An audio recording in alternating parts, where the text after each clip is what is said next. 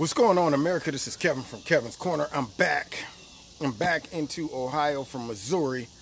And while I was down there, I happened to be watching the debacle that took place with Peter Strzok. And I cannot believe some of the garbage that came out of his mouth and out of the Democrats' mouths. Now, let me tell you, first things first, how you going to not remember texting somebody? He went back to the old school. Well, you know what? It was late at night and I was a little bit woozy. I can't recall even texting. Now, well, wait a minute. Everybody destroyed Roseanne for texting late at night. She was a little tipsy under the influence, but nobody gave her a pass. The Democrats didn't give her a pass. No. But Peter Strzok texts late at night talking about we will stop him. And yet he just throws it out there and the Democrats accept anything. You know, yeah, I was a little sleepy. I don't quite recall it, but maybe. But how you like this though? First he says, I don't recall it, but then is able to give you the context in which he was talking about. When I said we will stop it, I wasn't talking about the FBI or myself or me and Lisa. No, you know who I was referring to? The American people. I was saying that the American people will do something about this. They'll stop it. They'll vote the right way. And I said, if you believe that we're supposed to believe that garbage, and see, what gets me is the Democrats was backing it up. Did you see them running interference for this man the whole time? I mean, they were hackling, stepping in. Every time they would get close, they would act a complete fool. As soon as they get close to a real answer or they hit a nerve, the Democrats come in, objection. We like to say that maybe he should get a chance. That they're badgering the witness. And I'm going, okay, see what y'all doing. Y'all set aside a plan to run interference by first, when it's your turn to talk and ask questions, you don't ask tough questions. You actually come out and you give about a 2 or 3 minute monologue about all the things that everybody should be doing and how bad things are in America under Trump. We could be, almost every one of them, right off the script, we could be talking about the children that are separated from their parents. We could be talking about the immigration laws. We could be talking about the broken healthcare system. And I said, you know what? When y'all have a chance to talk about it, you don't anyway. And all you do anyway is talk. You never do. You just talk. And then, of course, they'd go into complimenting Peter Strzok and saying, you know, you're a patriot. And the Democrat, I mean, my colleagues on the other side are undermining authority. How can they question the strong, brave men and women in the FBI? Why are they attacking authority? And why are they attacking the brave, stronger women who protect us? And I wanted to say, why are y'all attacking ICE? See, it's easy when somebody who is done something that you like, by attacking Donald Trump, y'all bend the rules then.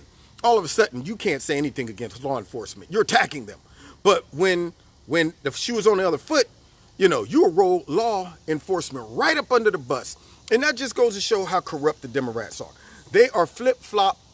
They will support corruption. They are enablers. When they sit back and they see this guy texting these type of things and saying these type of things and then defend him. One of them had the nerve to say, you deserve a Purple Heart. Boy, if I had a stretch arm, strong arm, I would have shot that mug all the way to Washington and slapped that man's face. Talking about he deserves a darn Purple Heart. And I'm going, you got to be kidding me. They were so over the top trying to defend this man. It didn't make any sense.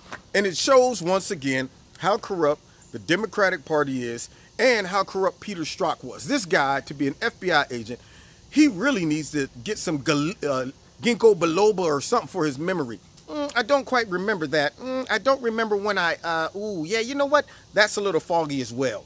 What he was doing is he was making sure he didn't incriminate himself because he knew he was corrupt and guilty. The man was sitting there the whole time like the Joker. Wait until they get a load of me. I was sitting there like, what? I mean, the dude he looked like first of all, I got to give it to him. He's a good liar. I mean, the man was calm under pressure lying. You know you're a borderline sociopath when you lie and got a smile on your face while he's doing it. He almost turned into Hannibal. Hello, Clarice. Fly, fly, fly, fly away. Come closer, closer, Clarice. Yeah, the man was like a straight up sadistic type sociopath or something. Sitting there grinning the whole time, looking underneath them eyebrows. I'm telling you, he straight went Joker on us. Wait until they get a load of me. So, that guy got some problems. Everybody who has sense, with the exception of the Democrats, know that the man was lying.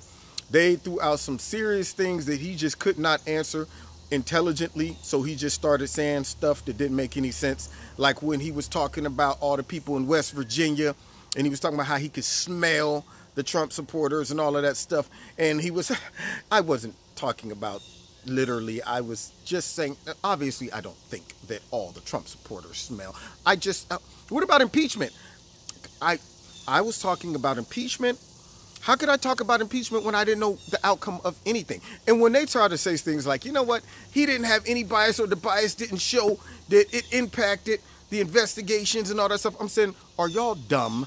Listen, if you never say why you're making your decisions, but you just make them, but yet secretly you express all of your biases, that shows why you made certain decisions. Meaning this, you could have really went after Hillary, but you didn't. Okay, now, you might not have said, I didn't go after her like that because I'm biased, but nonetheless, that could have influenced whether you went after her or not.